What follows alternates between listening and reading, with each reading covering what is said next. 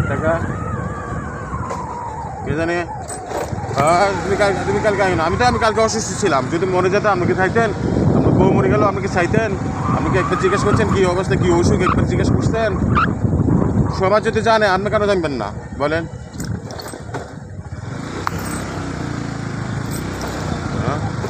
তোর মাইকের বাচ্চা চলে বেসে তার কিনলে আমি আসে 13 দিন ধরে আমার 6,000 টাকা গেছে। আপনি হাসপাতালে 300 টাকা দেন, 200 টাকা নিয়ে লাভ কি? আপনার লাভ কি?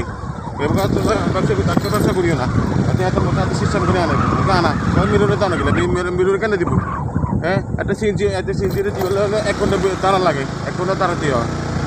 তো মিরুকে 1 ঘন্টা বই দেখবো এত বাজ যেত তো এত মিররে তো একটা তো খাবে না, আপনারাও তো খাবেন। মিরুকে আপনাকে চাকরি করেন আমার এখন আমার পুরান টাকা পাবো 1500 টাকা পাবো। রাজেশপুর থেকে পরশুরাম পর্যন্ত আপনাদেরকে গ্রামের প্রত্যেকটা দৃশ্য দেখানোর চেষ্টা করতেছি। আমরা স্টিল ব্রিজ পার হচ্ছি রাজেশপুরের। কত জরম বেরোত আমি বললাম যে আপনি 1000 টাকা আমার মতো চাহিদা আছে, টাকা আছে। হ্যাঁ, আপনারা সবাই ভালো জানেন। আপনি কি বেশি গাড়ি পাবেন টাকাটা দিয়ে দেবেন। হ্যাঁ, কথা আমার কথা আমরা তোমার টাকা খাইনি। আমি প্রতি মাসে 3-4 হাজার টাকা থাকি যায়। এই কথা বলছি।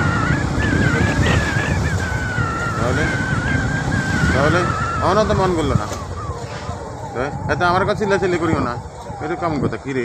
মানুষ একটা সম্পর্ক আছে দুটা। আর আমি যে আমাকে গড় ডুবে গেছে হাতে, ওই গড় ডুবো না হাতে কোনোদিন জিজ্ঞেসিনি যে আফসোস করছেনি কোনোদিন। আর কথা আমি তো আগেই বলছি মরে গেলেও তো আফসোস করতো না। তো হাতে কিসের মুসলমান কনছে হাতে কোন দিনছে? World food foundation company. এখানে প্রত্যেকটা লোক আসছে এলাকা ভিজিট করার জন্য।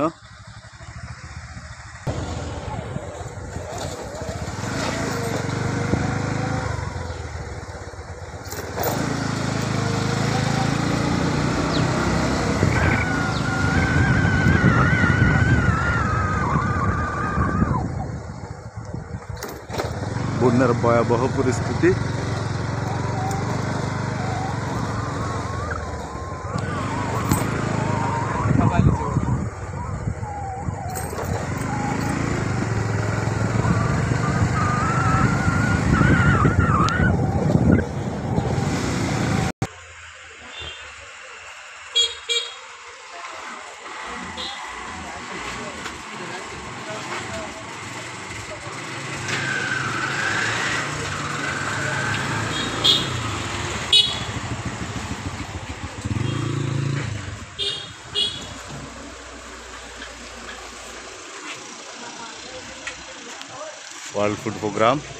ওয়ার্ল্ড ফুড প্রোগ্রাম গাড়িগুলো সারা দেশে বিস্তার লাভ করতেছে খাদ্য নিশ্চয়তা করার জন্য।